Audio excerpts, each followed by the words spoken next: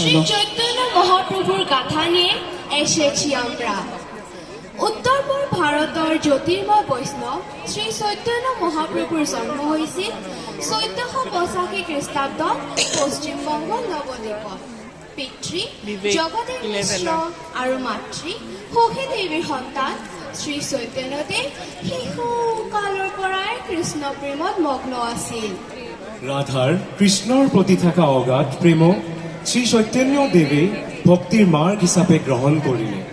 তেখেতৰ প্ৰেৰণাৰে বহু লোক শ্ৰীকৃষ্ণৰ ভক্তিক জীৱনৰ মূল মন্ত্ৰ হিচাপে ধৰিলে। এই ভক্তিৰ জ্যোতিয়ে সমাজত এক আধ্যাত্মিকতাৰ নতুন অধ্যায় আৰম্ভ কৰিলে। জগতক ভক্তি প্ৰেমৰ বাণীত মুগ্ধ কৰা এই মহাপ্ৰভুৰ লীলা এতিয়া আমাৰ মঞ্চত জীয়াই উঠিব। আহক আমি সকলোৱে মনোযোগ দিওঁ আৰু নিজক এই কৃষ্ণ প্ৰেমত বিলীন কৰি দিওঁ।